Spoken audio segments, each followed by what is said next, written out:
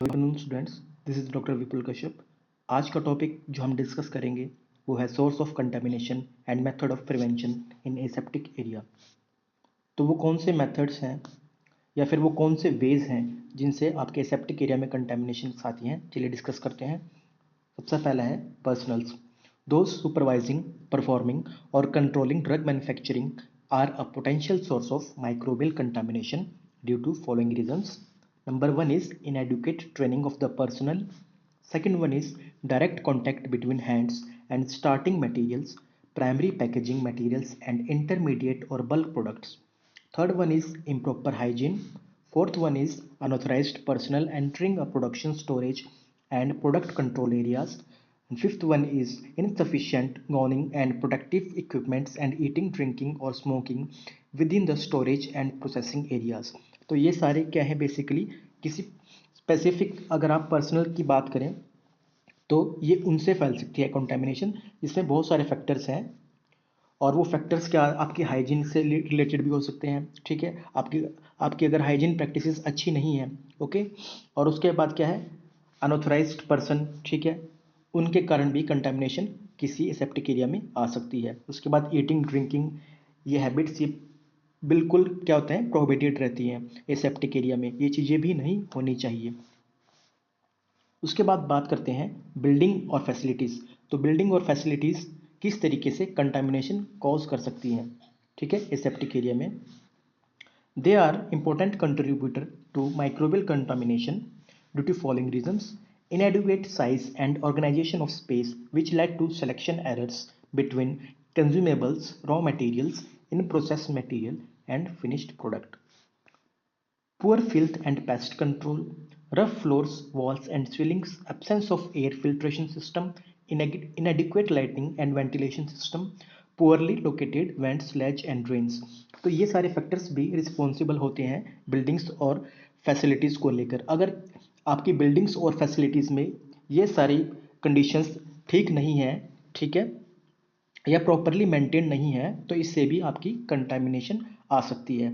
जिसमें क्या क्या होगा, फिल्थ, डस्ट होगी, पेस्ट कंट्रोल अच्छे से नहीं किया है, रूफ फ्लोर्स आपकी ख़राब हैं, ठीक है, फिल्ट्रेशन आपके पास सिस्टम नहीं है वहाँ पर कोई भी, ठीक है, वेंटिलेशन नहीं है। तो ये सारे क्या हैं, फैक्टर्स हैं।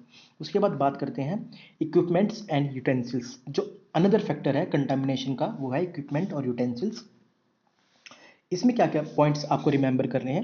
For example unsuitable designs, size, corrosions causing material, static material accumulation and adulteration with lubricants, coolants, dirt and sanitizing agents. Another one is inadequate cleaning and sanitization.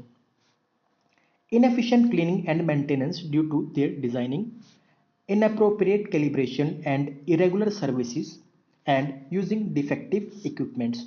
तो ये सारे फैक्टर्स हैं जो बेसिकली इंक्लूड होते हैं आपके equipments और utensils में। इनमें कौन कौन से हुए, आपके पास जो भी मटेरियल यूज़ करते हैं यूटेंसिल्स, वो कोरोजन प्रूफ होना चाहिए एक तो, ठीक है।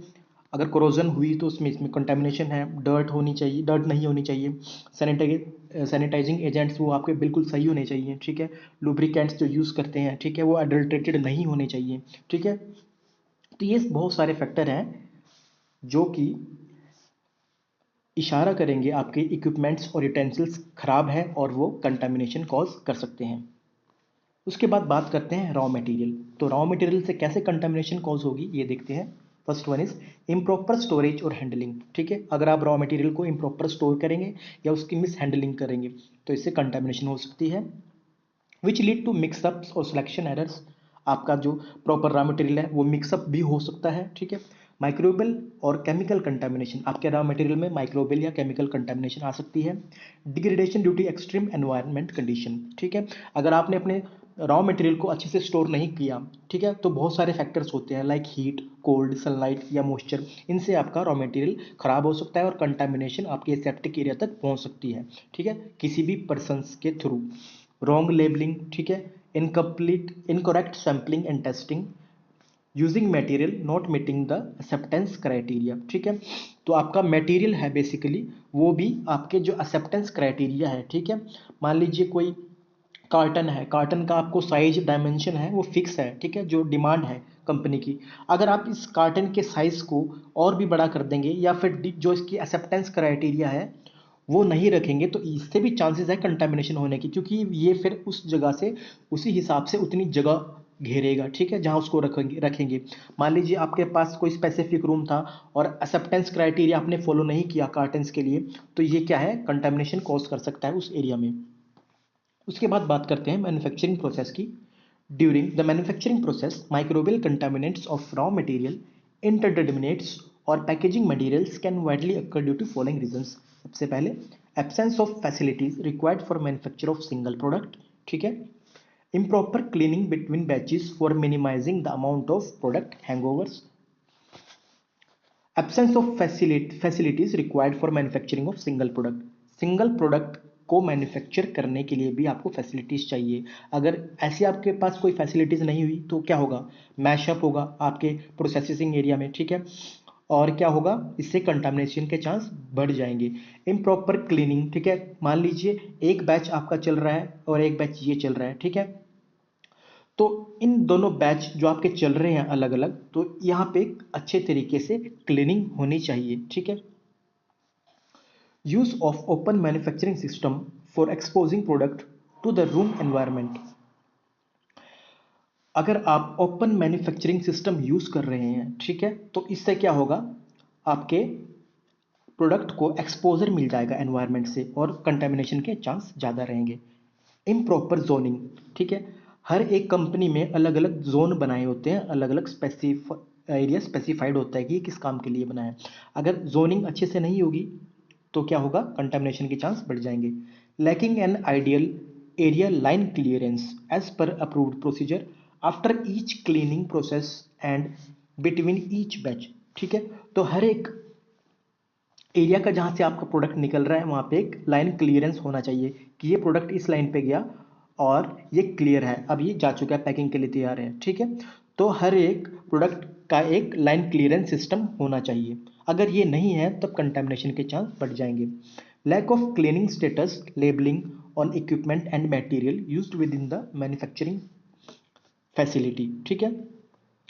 अब आपका क्लीनिंग स्टेटस लेबलिंग पे भी क्या रहना चाहिए, आप लेबल करते हैं उस पर भी आपका जो स्टेटस है क्लीनिंग का वो रहना चाहिए, और इक्विपमेंट्स जो आप यूज़ कर रहे हैं, ठीक है, लेबलिंग के दौरान। अगर ये सब भी ना हो तो कंटेमिनेशन के चांस बढ़ जाएंगे।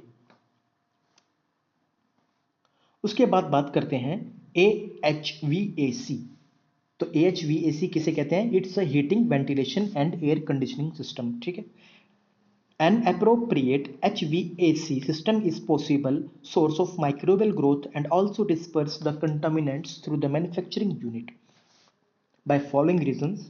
Number one, organic material accumulate in or near HVAC air intakes, ठीक है, accumulation हो जाएगा, ठीक है, डक्ट्स में, इससे भी कंटेमिनेशन हो सकती है। इनएडिक्वेट एयर फिल्ट्रेशन सिस्टम, अगर आपका फिल्ट्रेशन सिस्टम इनएडिक्वेट है तो उससे भी कंटेमिनेशन के चांस बढ़ जाएंगे। इनएडिक्वेट magnitude of pressure differential which causes flow of reversal, तो आपका जो प्रेशर है, ठीक है, मैग्नीट्यूड ऑफ प्रेशर है वो भी आपका जस्टिफाइड रहना चाहिए। अगर ये जस्टिफाइड प्रेशर नहीं हुआ तो हवा जिस डायरेक्शन में जानी चाहिए थी वो उससे उल्टे डायरेक्शन में चलने लग जाएगी और कंटामिनेशन बढ़ जाएगी और चांसेस बढ़ जाएंगे कंटामिनेशन के। उसके बाद है incorrect ratio of fresh to recirculated air. तो ये रेशियो बेसिकली फ्रेश एयर और रिसर्कुलेटेड एयर, इसकी रेशियो क्या है, पूरी बराबर रहनी चाहिए। तो इसी के बेस पे ही किसी भी रूम का वेंटिलेशन सिस्टम फॉलो होता है कि उसमें क्या रहता है, बेसिकली फ्रेश एयर और रिसर्कुलेटेड एयर को प्रोपोगेट किया जाता है। अगर ये रेशियो बदल जाती है तो कंटेमिनेशन के चांस बढ़ जाएंगे via air. Incapability of assessing ventilation dampers and filtering from outside the manufacturing area. Non directional air flow with in the production of primary packaging area, ठीक है। तो आपकी जो फ्लो होना चाहिए वो यूनिडायरेक्शनल फ्लो होना चाहिए, ठीक है। तो ये नहीं है कि हर कहीं को फ्लो हवा का चल रहा है, ठीक है, खासकर प्रोडक्शन एरिया में। तो आपका जो फ्लो रहना चाहिए यूनिडायरेक्शनल रहना चाहिए एयर का। उसके बाद बात करते हैं method of prevention of contamination. तो इस मेथड जो हमने अभी डिस्कस करे, कंटामिनेशन कैसे होती है तो इनको प्रिवेंट कैसे कर सकते हैं, by various step. For example, number one, personal they can take following measures access to the production area by unauthorized person should be restricted.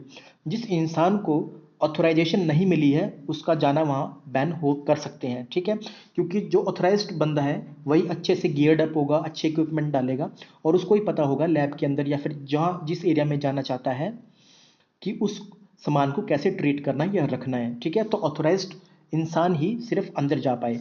Adequate personal hygiene should be maintained. The personnel should be given proper regular training with respect to hygiene as well as ensure that their activity do not hamper the product quality.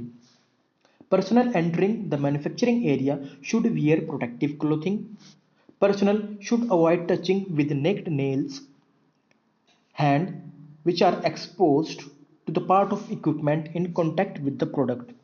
तो ये सारे points क्या हैं, simple points हैं जिनको आप अच्छे से पढ़ सकते भी हैं और समझ सकते भी हैं। उसके बाद बात करते हैं फैसिलिटी डिज़ाइन की। तो फैसिलिटी डिज़ाइन से आप कैसे बचा सकते हैं कंटामिनेशन को। In aseptic rooms differential air pressure should be higher than the adjacent controlled area, ठीक है। तो डिफरेंशियल एयर प्रेशर है वो हमेशा ज़्यादा रहना चाहिए, ठीक है, एडजेसेंट कंट्रोल्ड एरिया से। यहाँ पर मान लीजिए आपके पास दो अलग अलग रूम हैं, तो इस जगह का जो एयर का प्रेशर होगा, डिफरेंशियल प्रेशर है वो थोड़ा ज़्यादा रहेगा। उसके बाद बात करते हैं air filtration and air change rate should be set to attain the defined clean room class. Unidirectional airflow should be maintained over critical areas at sufficient velocity to sweep particles away from filling and closing area. Ambient temperatures and humidity should not be very high. The ventilated cabins RABS, which is also known as restricted access barrier system, isolated system, etc., should be used depending on the facility oblique product risk assessment result in order to achieve an absolute or partial barrier to microorganism at the point of use। तो इसमें बताया गया है आपका restricted assess barrier system के बारे में, किस तरीके से एक एरिया को रिस्ट्रिक्ट कर सकते हैं, ठीक है। उसके बाद बात करते हैं the areas of unequal size are separated by UV air locks and door barriers. The air pressure of changing room should be negative with respect to manufacturing area corridor, but positive with respect to external adjacent area. Facilities and equipment designs cannot eliminate microbial contamination completely, but good risk assessment and consequent hygienic design can reduce the several risk in many times।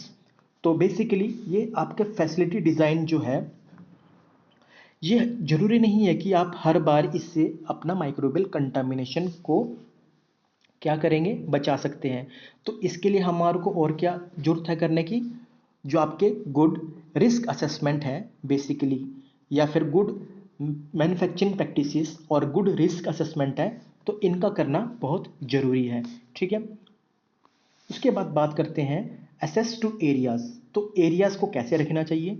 Areas to production packaging and QC areas by unauthorized person should be restricted. Personnel should gain access to those areas via changing rooms. Materials should be assessed via specific routes, generally air locks। उसके बाद building requirements की अगर बात करें, smooth crack free and easily cleanable floors, walls and ceiling should be used as they facilitate easy and effective cleaning. Windows or viewing panels should be closed, fixed with wall panels and sealed to prevent accumulation of dust and microbial contaminants. The designing of pipework, ventilation and light points should be such that creation of recesses which are not easily cleanable is avoided. Sink of stainless steel should be present within the production areas। The next one is cleaning and disinfection. Time to time cleaning and disinfection of area should be done. Adequate hygiene should be maintained in every aspect of the drug product manufacturing. Cleaning agent of proper grade should be used for minimizing health risk. Contact time, application temperature, mechanical action and the chemistry of cleaning agent should be considered during the cleaning process। The cleaning agent should not be directly applied on the product. The cleaning practices should be validated to prove that The process effectively controls microbial contamination. The other thing is utility. These include the following measures. Water of pharmaceutical grade, microbiologically controlled and monitored, should be used in manufacturing of products. Clean and additive free steam should be used for cleaning and sanitization of production tools and equipments and to supply autoclaves and humidification. तो ये थे आपके basically main different sources of contamination in aseptic area और हम उस contamination को कैसे ठीक कर सकते हैं। तो इस लेक्चर में बेसिकली मैंने ज़्यादा कुछ हिंदी में ज़्यादा नहीं समझाया क्योंकि ये क्या है, कॉमन टर्म्स हैं जो आपको पता होनी चाहिए, ठीक है। ये आप पढ़ेंगे तो अच्छे से समझ जाएंगे, तो इसमें हिंदी को मुझे नहीं लगता कुछ खास जरूरत पड़ेगी। आई होप आपको ये समझ आया, इसको सेल्फ स्टडी की जरूरत है इस टॉपिक को। Thank you.